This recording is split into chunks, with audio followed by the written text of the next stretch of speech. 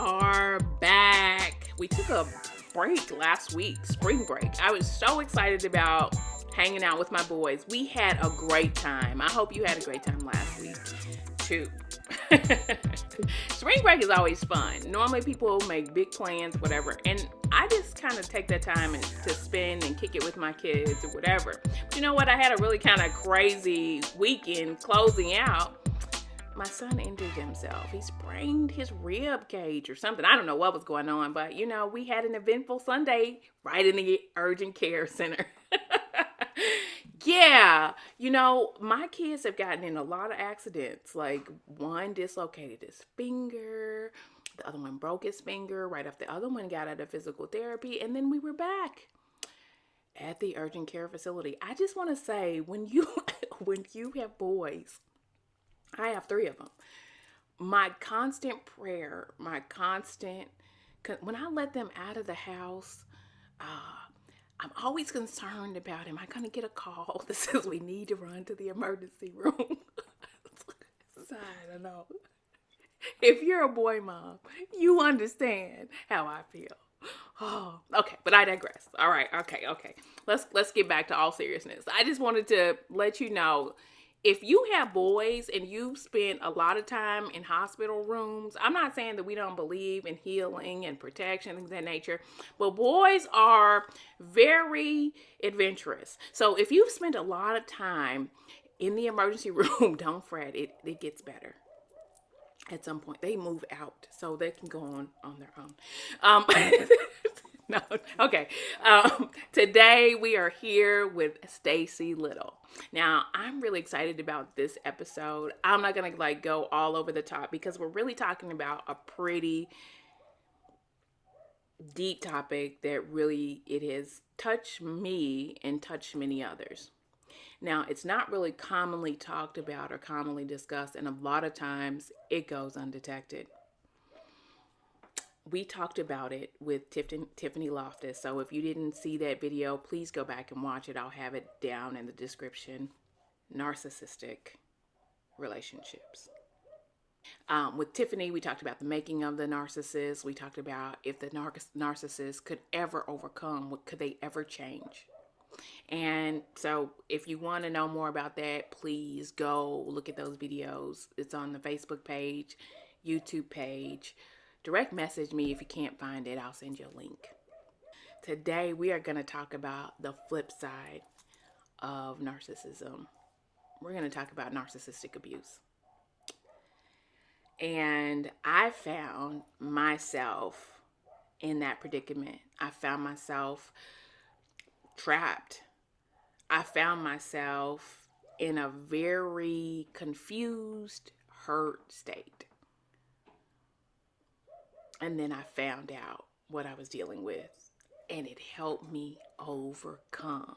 Why are we talking about this? Narcissistic abuse, narcissism, because this is occurring way more than people like to admit, and way more than people really realize.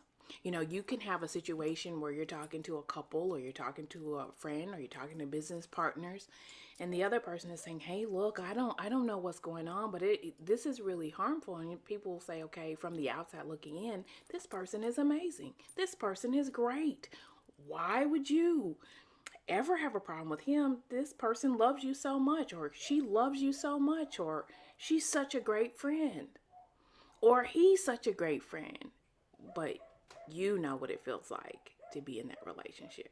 So before we go deep into that, I just wanted to give you that brief introduction. We are so happy to have you here, Stacey. So Stacey, welcome. I'm doing wonderful, doing good. Glad to be here. So excited. Yeah. Thank you. Yeah, I'm glad to have you here.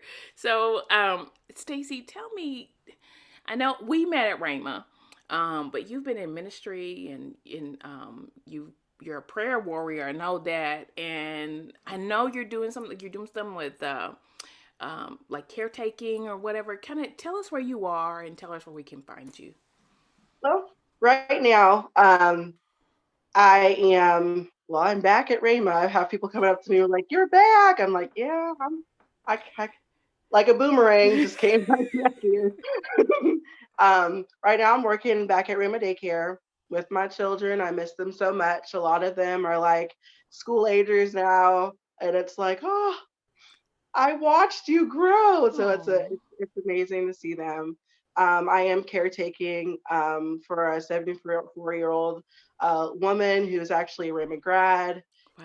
healing tech, so it's wonderful to kind of see her do her thing. And she's was diagnosed with Parkinson's disease. So watching her go after the word and know that this is not her end, looking at her vision board and be like, nope, this is how I see myself. And it's just really good to, since I'm not in school at Rama, still see that lifestyle. And, it stirs me up on the inside.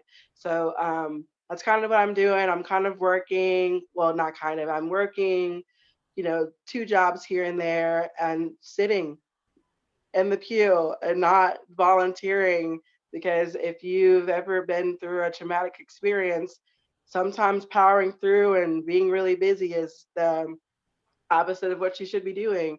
So my dad gave me advice when I got back from Florida and said, you need to sit out for 6 months and not be in ministry. And I went, you don't know me. Oh, do you? Because I am the volunteer of volunteers. I go the extra mile. But when he said that, I went, you know what? I think I really need to focus on me, almost be selfish and focus on me and heal before I end up in this situation again. Yeah. 'Cause Go ahead. that's not good. Yeah. Yeah. So, a lot of times people say, oh, um, looking at me is selfish, but looking at you is self care. My friend Nora Brown, she says this all the time, you can't give from an empty cup. Right. So when you've gone through a traumatic experience, you can't give what you don't have. Mm-mm. And those type of experiences have a tendency to deplete you, and you don't really know why. But we're going to jump into that. Many times it goes undetected, and you don't know that you're involved in these types of relationships until you're well into them. Mhm. So, Stacey, start out. Talk about your story. What happened? How did you end up? Well, for me, it started while I was working a job, and I met this person who had just got out of a really abusive relationship, and they needed a whole lot of help. And I met them in one of the classrooms, and really sweet individual. I knew their children. I knew one of their children. I went to school with them at Rama, and we didn't start really as a friendship. It was really me pouring into them. Like I would meet them while we were like patting kids, and um, they were seemed really miserable and just depleted. And so I was using my Rama, I'm second year, and so I'm like, I'm going for it. And I'm like, yeah, ministry in the classroom and going after it, um and really pouring into them. And that's kind of where it started, as a really as a friendship, you know. Um, and it was a good one. It seemed like it was really promising. We were friends. We seemed like we were on the even playing field. No one, that kind of thing. I started going over to their house a couple times. Like it started out more of like less of being in the classroom, and then we exchanged phone numbers, and then I would go over to their house and have like dinner with them, met their family, and so I started seeing them a lot more, and I started like looking up to this woman as a mother figure, not over my mom, but she was like my almost like my mother away from home, because it's just me here at Rainbow. Like I didn't have anyone else, like any family members, like blood related, and so uh while she was healing from the of divorce and all of that, I was pouring into her, and also I was praying out to see where I was going, if I was staying at Rama and things like that. So there was a lot of transitioning happening. And I think where it started to get really serious was she approached me and was like, "Hey, I know you're praying out your plan, you know. Um, can you want to have a prayer meeting at my house? You know, me and my daughters, we can pray with you, and we can, yeah, like you guys seem like you're really spiritual people." And at the time, like I didn't think my friends were could handle it, and so I was like, let's, yeah, I would love for you to pray with me. And they did, and we started to hook up and pray together, and that's when it went from work relationship to friendship relationship to now we're spiritually connected. And they're pouring, not only am I pouring into them spiritually, now they're pouring into me spiritually. And I would say that I knew I the friendship went for, well, 2000, yeah, 2 years, about 2 years. And even when I was home, um, I would call her every day. We would talk every day, that kind of thing, off and on. And I her children started calling me aunt, so it kind of escalated really quickly into this, like, every day I'm talking to my family less, I'm talking to my other friends less, and I'm talking to her more. This person started uh, seeing herself as a minister, and so she wanted to start a ministry and be like a pastor. And so we started moving forward with her being in ministry and pastor. So not only was she my work friend, she became my kind of mother away from home. Now she's becoming, I'm going into ministry with this person. So there's a few roles that are started to kind of solidify with our, a relationship. And our kids consider me in the family. I remember a particular conversation we had.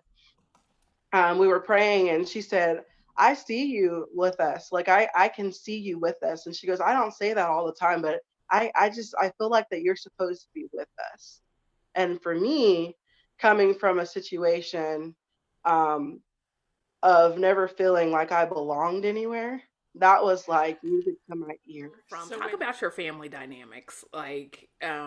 So one time I was having an issue. I have a middle son, and I wasn't really getting it. I'm the oldest child. I understand the youngest, but I never. It's only two of us, so I never really understood the whole middle child dynamic. And I've heard that there is a dynamic. So I wanted to get up on my game, so I went and talked to Stacey because I was like, I don't know what's going on. Help me. Please explain to me what this means. And Stacey was able to really just kind of lay it out on the table. So this is kind of our backstory. So talk to me a little bit about, or tell the people a little bit about the family dynamics. Okay. So, I come from a family of, there's 5 girls. My mom and my dad are well, they were in ministry. I come from a minister's home. My dad was full-time ministry. My mom was like full-time stay-at-home mom. So there's 5 girls. And I'm smack dab in the middle. I have two above me and two below me. And the way that I always tell people is I never really fit in anywhere, because you got the two younger ones who are their best buddies and they're growing up together. And I was never quite young enough to hang out with them, but I was never quite old enough to hang out with the older two girls. So I'm like fighting everybody, trying to get some kind of attention, fighting the cat, like wherever I can fit in, that's where I was. And I was trouble with a capital T, Yeah, like yeah. just trying to figure out where I could get love, like love me. And physical touch, a lot of my friends will tell you, like, it's my love language. I love to be held, hugged. I love to give hugs. I love to sit with you and talk with you. But if my family, like, they're all paired up, mom and dad, sisters and sisters. So hello, I'm right Yeah. here. Yes. So I didn't realize that had such an impact until just now, in my life, and why this situation happened. I didn't realize that's kind of where I kind of figured out like, oh, this is a childhood thing. Like this has always been a thing. Just to kind of summarize what you're saying. So you get into this friendship, you meet this person, they seem Yeah. really desperate, they need a lot of help, and you jump in and you're like, hey, look, I met Rayma. Um, I'm learning a lot of things. I'm hearing information all the time. I can share this information with you. I love helping people because when you go to Rhema is a Bible training college. For those of you that don't know, you're not familiar with that Bible training college. People go so that they can be equipped to help people and change, help people change and, fall in love with Jesus. That's what we believe, right?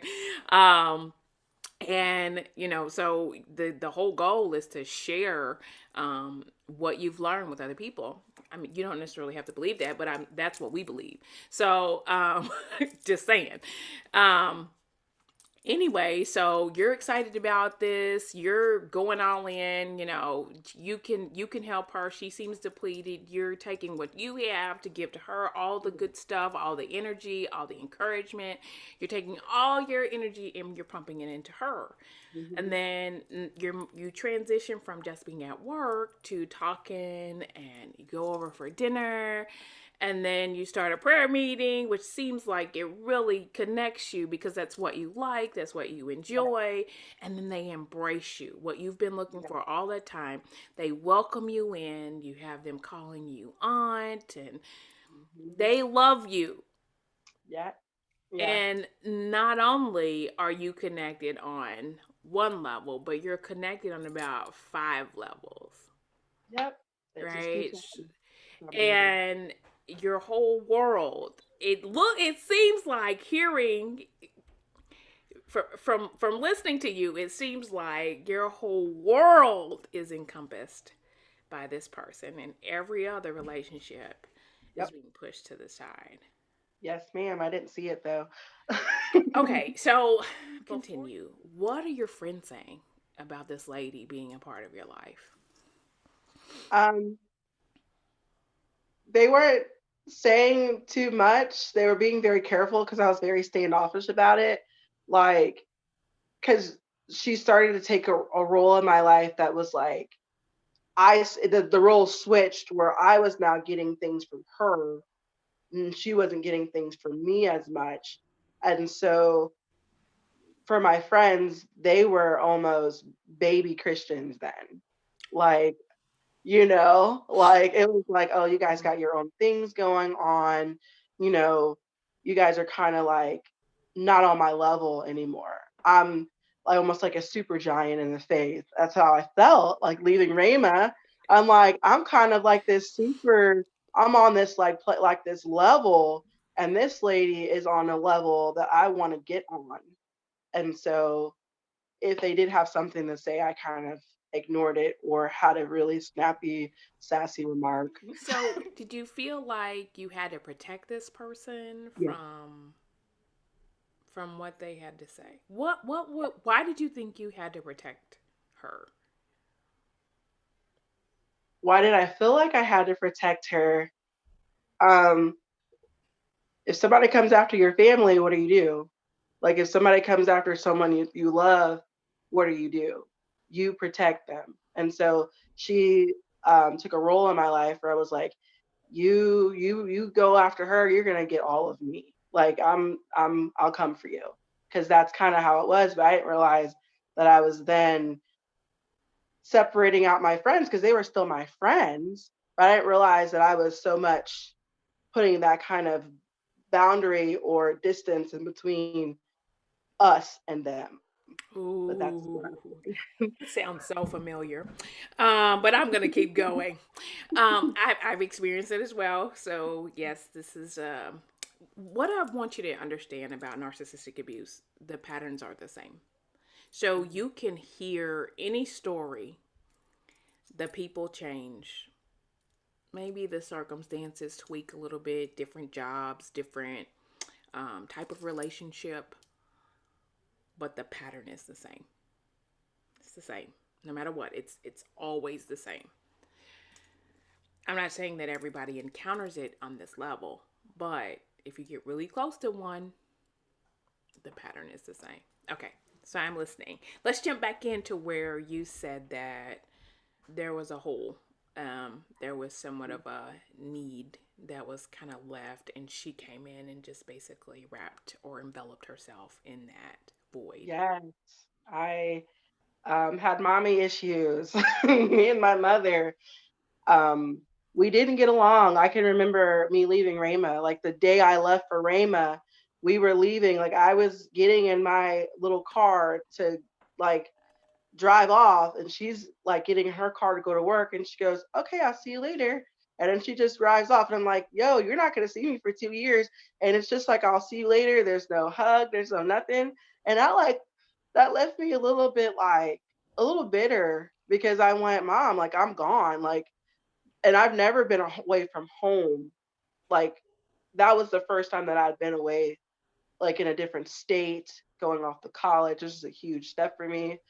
But you have that, and this other lady, she just swoops in, and I mean, she says the Lord like I'm on her heart 24/7. She's not just she's bringing me food at work. Like the Lord has her, and I needed, like I was kind of desperate for food and things like that at Rama, So she's, providing food for me. She's providing clothes for me. She's dropping things off at my doorstep. I mean, she's going the extra mile, something that people have in my like, and I say never, but this doesn't happen to Stacy. Stacy goes the extra mile for people, but this doesn't happen. So when you see somebody like this, screaming from their car, "I love you, and so does Jesus," and you're bawling like a baby because you haven't had that in a long time or before ever, you tend to want to go there, that direction. Okay, would you label it kind of like a dream come true?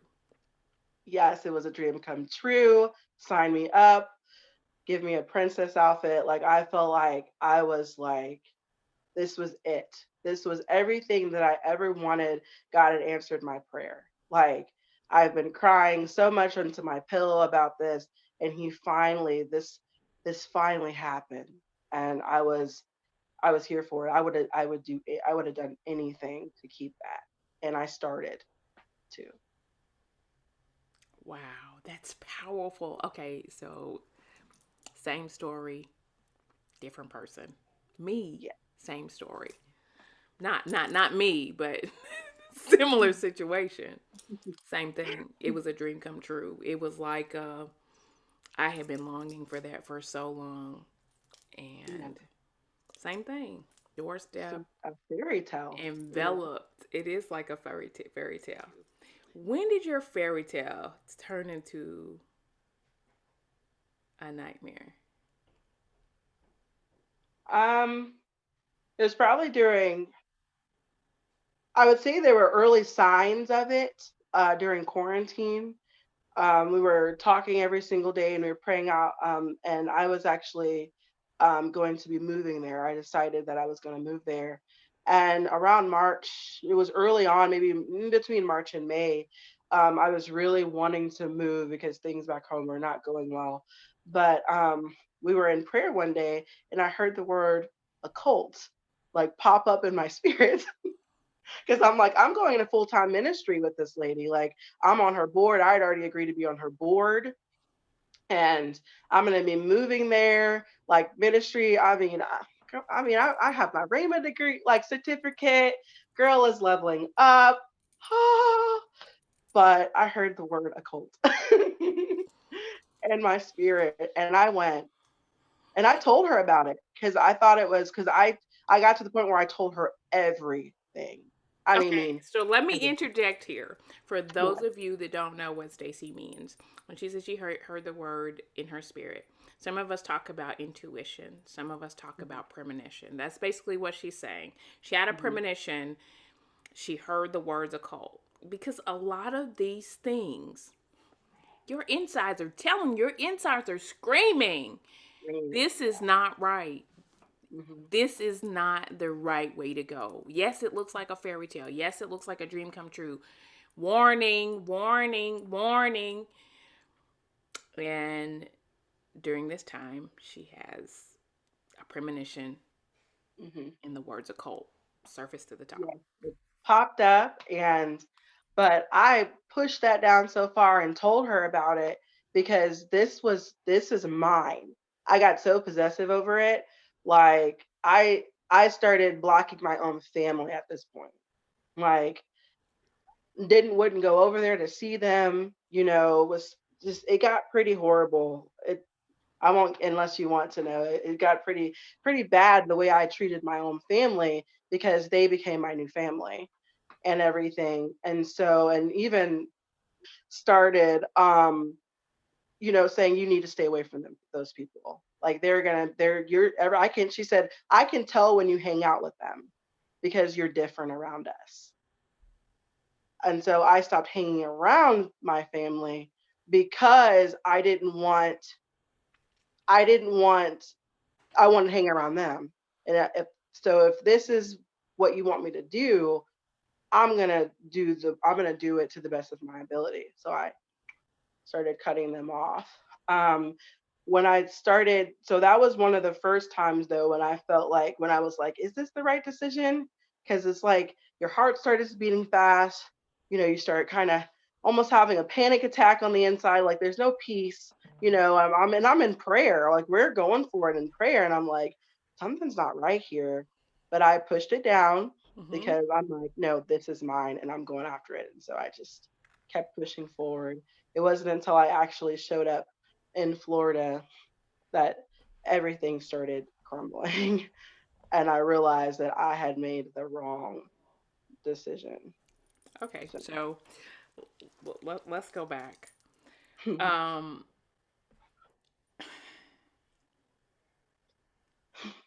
this can be extremely devastating, mhm, because you finally feel embraced. There's an inward desire to need to be loved, to need to be nurtured, to need to be seen.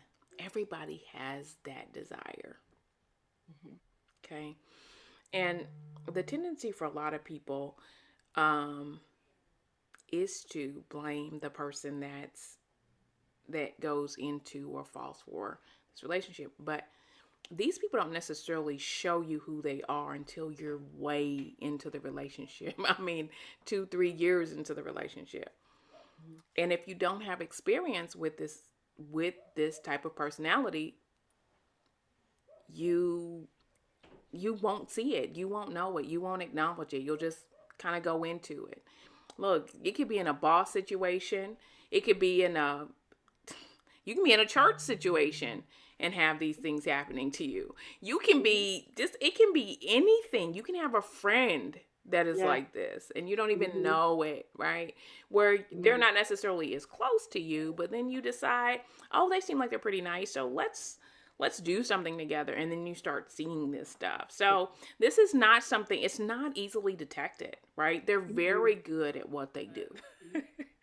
So let's talk about narcissism. Let's tell you what it yeah. is. We've talked about it before.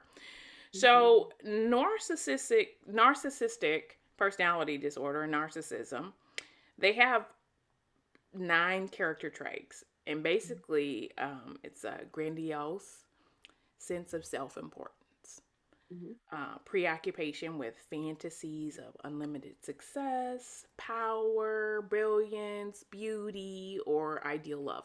Now, a lot of these traits are like kind of normal, but you'll start to see it. If this person has about 5 of these traits,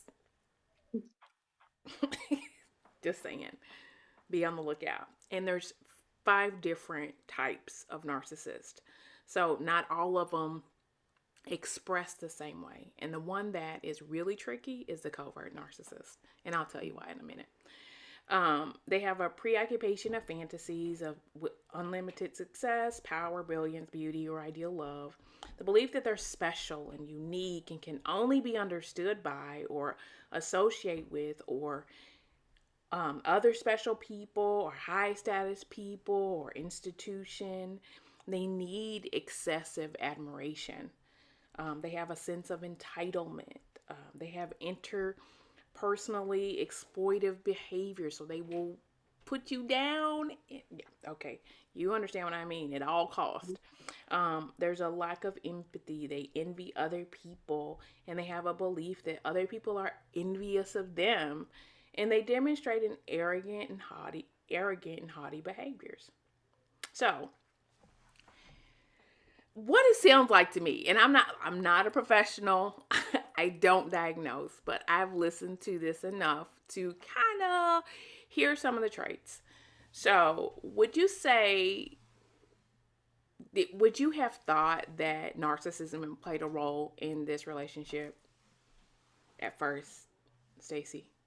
No, I didn't even know it was a thing. Like I did when somebody says you're a narcissist, it's like you're vain, but I would have thought I was the narcissist person way before this individual. So no, I would have never ever.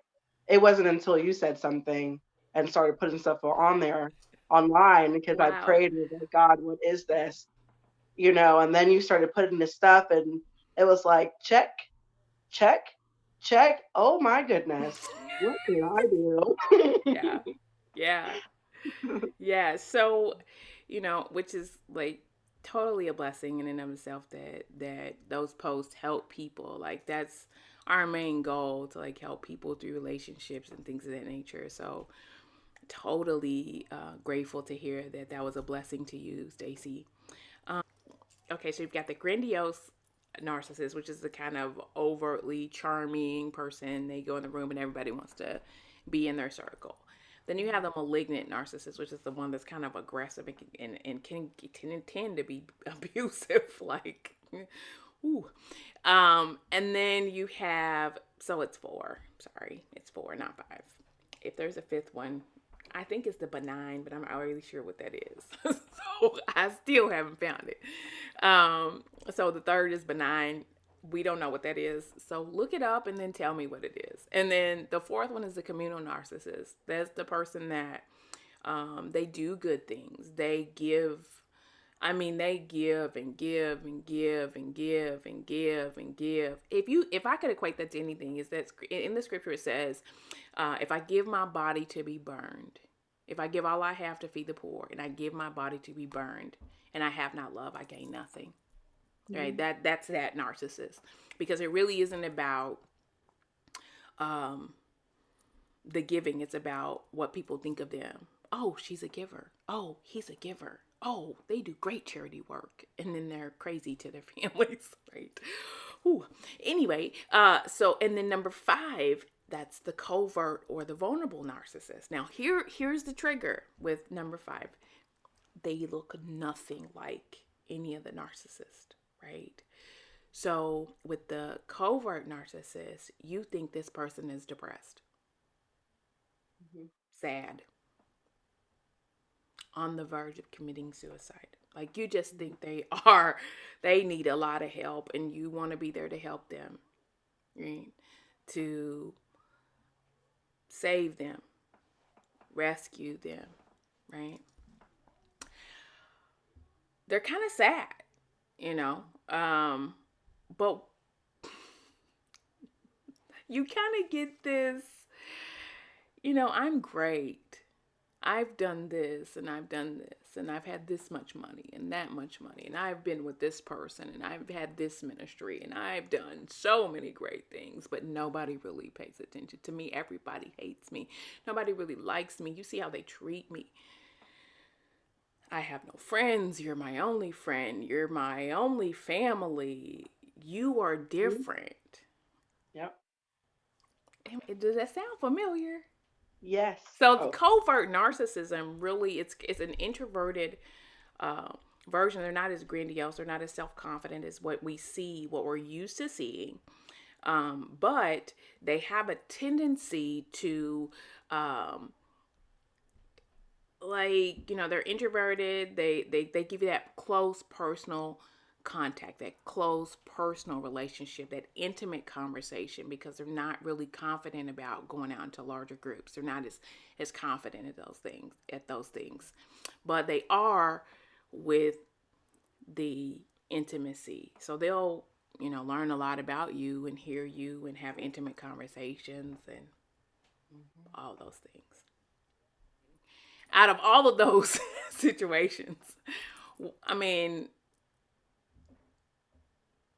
what do you think, Stacey?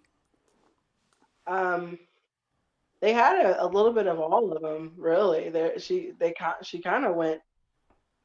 I mean, the grandiose with the my ministry and the remnant and the last days. I was like her thing, and we were the special ones, and then with the covert one, not so much at the beginning. Yes, that's what kind of hooked me in, but um but the other ones, I would say that, yeah, like I think she kind of hit a lot of those traits. I actually had a really close friend when I first got here to Rima that was the covert one. Like, I thought at any minute she was going to commit suicide, so we would not go to church together, and I would be there, and I became her Stacy. I was her saving grace. Like, I became Jesus to her, and it was bad. I finally went into that relationship where I said, I can't help you. You need to get some like professional help. And she Yeah, stopped talking to me, yeah, like cut me off completely. And I went, I'm sorry, but it looks like it just sounds like I can't help you. So yeah, yeah. yeah. What I've just from what I've learned, I've heard is a three-part cycle. Mhm. Three-part cycle. There's a love bombing phase. The love bombing phase, or ideation or idealization phase, and love bombing generally is kind of in a romantic relationship. Idealization is where they kind of put you up on a pedestal. They meet you. They're like, oh my gosh, you're great. This is so amazing. Like, we have so much in common. There's so many things that we like that are the same. You're like the best friend that I've ever had, or you're like the best person. You're the closest person to me. Like, I don't know what else I would do without you. You're just amazing. I want to tell everybody about you because you're just so great, right? And they're putting you up on this pedestal, and it feels kind of like, wow, like nobody has ever been into me like that. Like, this Mhm. is so cool, right? Mhm. But you feel like maybe they shouldn't be doing that. Like, this is kind of it's you're kind of this is Yeah. wrong, but it feels Mhm. right. Like, it feels like this is great. Mhm. And then, so what takes place there is like there's a lot of mirroring. So, like, people will mirror you, like in a sales pitch, they'll mirror your behavior, they'll mirror like kind of like what you look like, your posture, all that other stuff. But in this phase, it's double mirroring. So they're like really looking at your expressions, how you're responding to things, the things that you say that you like. They're asking you a lot of questions to get to know you more. Mhm. They're not really doing a whole lot of talking because you're telling them more about you and kind of what your vulnerabilities are. And boom. So let me ask you this, because I know for me, I didn't really trust a relationship until I felt like this person was trustworthy. So it took me a little while to like be convinced, but then I convinced myself that this was a great thing. How long did it take Mhm. you to convince yourself that this was a good relationship to be in? Um, it was probably a year. It was probably when I went home, like during that year, and a half that I was home. So it was over a year before I real well before I all the way was vulnerable, because I'm not vulnerable with people like that. Mm-mm. Like, it's what you see. You think you know me, but there's a lot more that I just won't trust you with, because I just. Mm-mm. But with this person, I'm just like, yeah, I think I can let my hair back. I can let my hair down. It was probably when I went home, because I didn't have anyone. So so it was probably a year and a half. And when I decided I could really trust them. because they actually opened up to me too and told me things that they had never told anyone else before. Oh, I've So, heard that before too. oh Never, really? ever, Hmm. never Yeah, told you're the first anyone. person that. First person ever to know any of this stuff about anything. Um, I know it sounds funny, but it really is a pattern. It Yep. truly is. It's a pattern. It's Mhm. unfortunate, but it's a pattern. Yeah, Wow. there's a way out. We're in this, aren't we, Stacey? We are in this, having this conversation. It is. I pray that this is helping you guys. I pray that this is letting you see it because, yeah, we're talking about friendship, but this also can be a part of a romantic relationship. Some guy seems like he's too good to be true, or some girl seems like she's too good to be true. She's mirroring everything. She loves everything that you love, and all these other things. And if on the inside you feel like it's too good to be true, that's the Holy Spirit. That's your premonition. That's your intuition saying run, because it is too good to be true, right? It is. Yeah. They're mirroring you. Hmm. They're mirroring your behavior. They're telling you everything you want to hear because why? You've told them what you wanted. So they're just Hmm. feeding it back to you.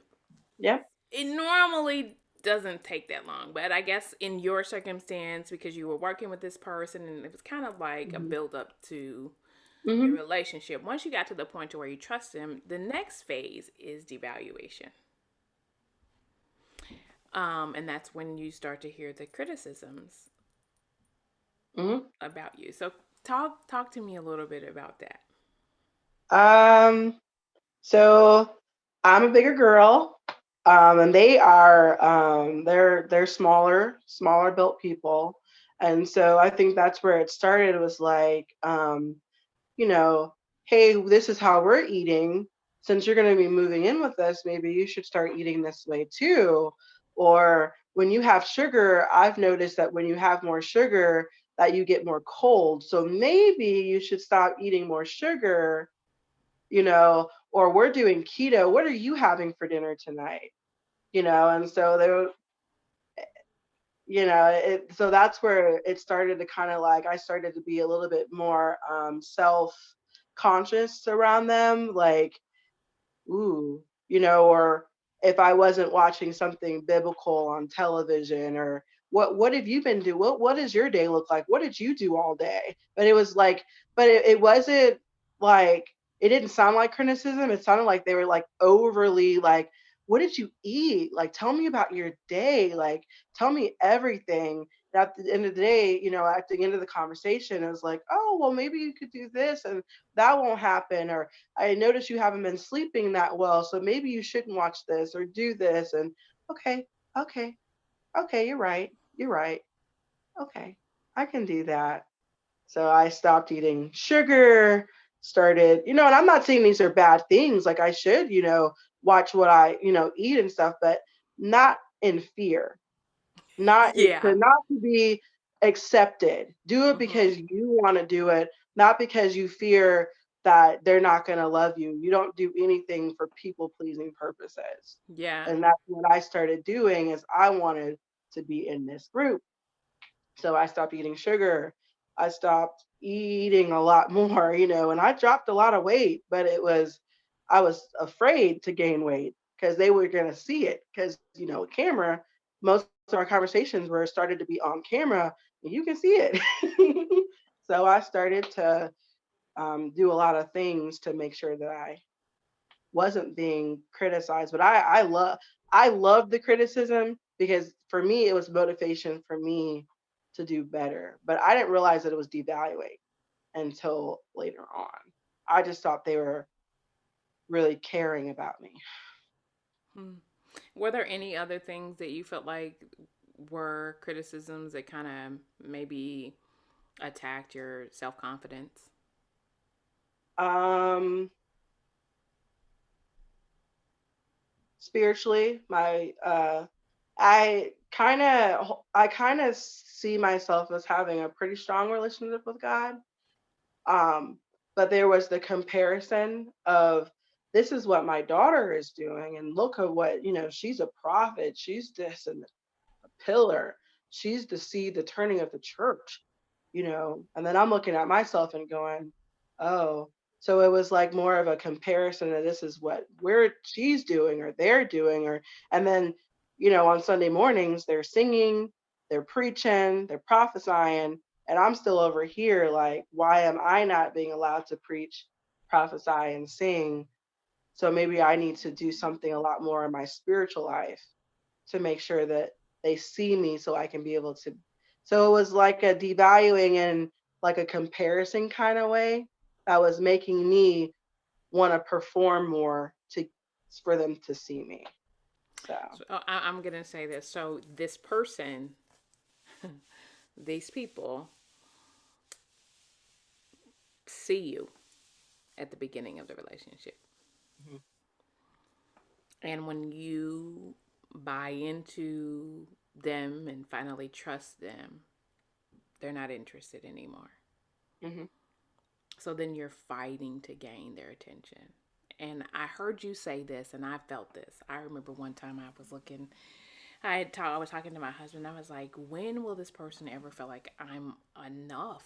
Like I am working myself to the bone trying to accomplish so many things, and it's never enough. You remember the song from The Greatest Showman? Never enough. Never enough. Never enough. And I used to listen to that and I would think about this person like it's never enough. mhm, I'm worth because you leave like you feel like you've gotten this person that totally understands you, completely understands you.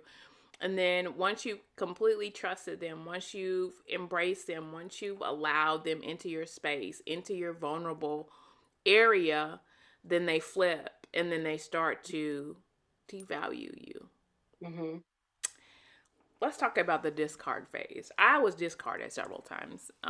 mhm, I don't know what you know. I don't know how much you know about discarding, but discarding basically is like when a child has a new toy and they love it, love it, love it, love it, love it. Oh, the new toy is great. They're putting it in your face. They're eating with it. They're sleeping with it, eating food with it. And then all of a sudden, one day, that toy, they get a new toy. So that toy gets thrown into the toy box. Right? And this I mean, if you've seen Toy Story, I mean, I don't know why I'm about the movies right now, but if you see Woody in Toy Story, Woody is trying to get Andy's attention. But Buzz Lightyear, can't we all be Andy's toys when he pays attention to all of them equally? That's what you wish for. Like, you're just kind of thrown to the side. They're done with you. Then somebody new has been brought into the scene, and you mhm, are, y'all can tell, like, this is experientially. You are kind of cast to the side, and this new person is brought into the forefront. And then all of a sudden, you're competing with this person, mhm, not knowing why this is happening. mhm, I'm not a person I hate competition. I hate jealousy, all these other things. But in this particular relationship that I had, whenever new people were brought into the forefront, I felt like Woody. I felt like I was discarded and didn't really, I didn't feel like I was discarded. I was discarded. And I felt like I just had to get back into this person's attention. mhm. Talk about your experience. Um, the daughter got a boyfriend. Um, and I noticed that my friend started feeding more into that relationship. We weren't speaking as much. Um, our times were like they would come over and the conversation would completely revert around them. And I didn't realize that I was being jealous. Like I was, but you catch yourself on camera because this is all on, camera. And I'm like, you know, like, oh, let me fix my face because because the camera is pointed towards that individual. It's like, why are they? Because in your mind, you are up on this high level, like you have put yourself up on this pedestal, and so now you're comparing yourself to this person and going, I'm better than you. So why is she treating you better than me? I've put in the work. I've done all of these things. I mean, I'm not listening to anything secular anymore. Like I've done all, you're just checking up all the boxes and you're like, who are you? You've been here for 2 seconds and you hung the moon, and it's horrible. And this all sounds horrible now, but that's where you are. It's almost like you feel very like just nasty, just her. Like I want to fight for myself. Discarded. You feel Yes. like you're thrown away. Yes. You feel like, but see, here's the thing, and what people don't understand is in this relationship, like the narcissist wants you to feel that way Yep. over them. So they Mhm. create these situations where it's very obvious that you're being discarded. Mhm. And it's very obvious that new toys are being, literally, new toys are being brought in and played with and enjoyed. And you're just kind of yesterday's news Mhm. until they need you again. Mhm. Okay, look, we're going to come back and we're going to finish this conversation now because we could go all night long. Oh, man. Whoo, you can tell this is a little bit of a passion project for me too, because this is something that I walked through and was able to get set free from. So look, I'm going to say this to you.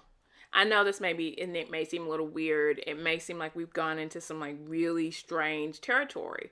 We're talking about it from a friendship perspective, but it also happens in romantic relationships. It happens with bosses. I worked for a guy one time. Whenever new people would come in, he would forget about all the old people that worked for him, and then he would, one time he took a lady around and just like introduced her to everybody, and everybody's at the site seething because like you've never done this for me. Like, Mhm. so, a lot of times, like I said, it goes undetected. You don't know what it is.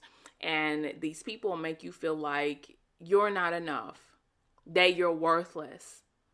I have this mantra that I say all the time. I say, you're valuable.